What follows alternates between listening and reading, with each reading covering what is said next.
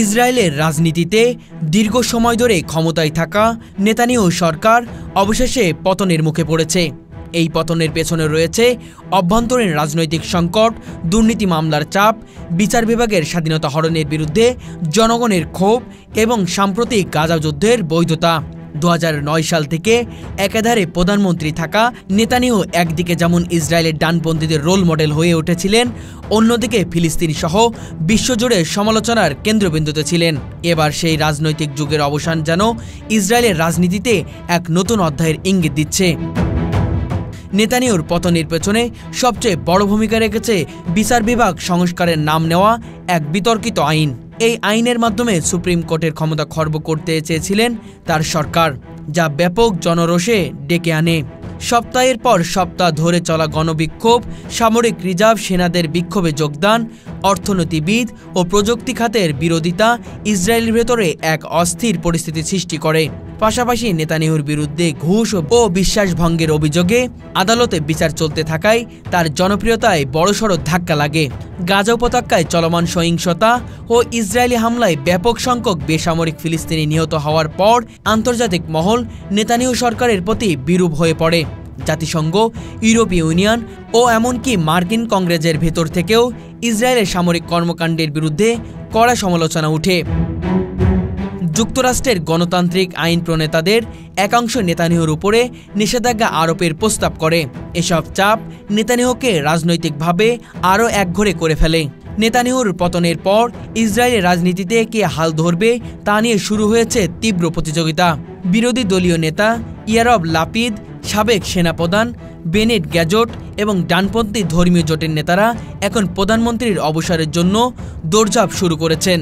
যদিও কেউই একক সংখ্যাগরিষ্ঠতা পাওয়ার মতো অবস্থানে নেই, তবুও নতুন জোট সরকার গঠনের সমালোচনা চলছে পুরোদমে। এই অনিশ্চিত পরিস্থিতিতে ইসরায়েলের ভবিষ্যৎ রাজনৈতিক স্থিতিশীলতা এখন প্রশ্নবিদ্ধ। নেতানিয়াহুর শাসনামলে ফিলিস্তিনি ইস্যু আরও জটিল ও রক্তক্ষয়ী রূপ নিয়েছিল। তার কঠোরপন্থী নীতির ফলে দুই রাষ্ট্রের সমাধানের রাস্তা কার্যত বন্ধ হয়ে গিয়েছিল। আন্তর্জাতিক মহলও ফিলিস্তিনপন্থীরা আশা করছে নতুন সরকার হয়তো শান্তির আলোচনায় পথে ফিরবে। তবে বাস্তব হলো ইসরায়েলের সমাজ এখনও এতটাই বিরক্ত ও উগ্র জাতীয়তাবাদী জর্জরিত যে অচিরেই বড় ধরনের নীতিগত পরিবর্তন আসার সম্ভাবনা কম। তবুও নেতানিয়াহুর বিদায় একটি যুগের অবসান এবং মধ্যপ্রাচ্যের রাজনীতিতে এক নতুন দিগন্ত উন্মোচনের সম্ভাবনা তৈরি করছে। নেতানিয়াহু সরকার পতনের পেছনে রাজনৈতিক ও সামাজিক অস্থিরতার পাশাপাশি ইসরায়েলি সেনাবাহিনীর অভ্যন্তরীণ ভাঙন বিশেষভাবে কার্যত ভূমিকা রেখেছে। বিচার ব্যবস্থার উপর নিয়ন্ত্রণ আরোপের সরাসরি প্রচেষ্টার বিরুদ্ধে ইসরায়েলের বিমান বাহিনী, সাইবার ইউনিট এবং বিশেষ বাহিনীর সদস্যরা সরাসরি প্রতিবাদের অংশ নেন।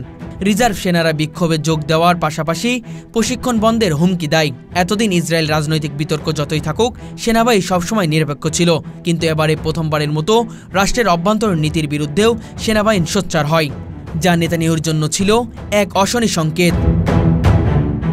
বেশ কয়েক দশক ধরে ইসরায়েলের যুক্তরাষ্ট্র সম্পর্ক শক্তিশালী থাকলেও নেতানিয়াহুর শাসনামলে তা বেশ কয়েক দফায় টানাপড়ায় পড়েন। বিশেষ করে বাইডেন প্রশাসনের সঙ্গে তার সম্পর্ক ছিল বেশ ঠাসা। মানবাধিকার লঙ্ঘন, গাজার উপর হামলা এবং কঠোর ডানপন্থীর সমর্থনের কারণে মার্কিন কংগ্রেসের ভেতর থেকেই নেতানিয়াহুর বিরুদ্ধে নিন্দা প্রস্তাব উত্থাপিত হয়। এমনকি ইসরায়েলে অস্ত্র সহায়তা নিয়ে নতুন করে প্রশ্ন তুলে কিছু মার্কিন সিনেটর। এসব ঘটনার ফলে আন্তর্জাতিক মিত্রদের অবস্থা হারাতে থাকে নেতানিয়াহু। একসময় ওয়াশিংটন ঘনিষ্ঠ বন্ধু আজ আন্তর্জাতিক অঙ্গনে অনেকটা একঘরে হয়ে পড়েছিলেন, যা তার নেতৃত্বে টিকে থাকা ক্ষমতাকে দুর্বল করে তোলে।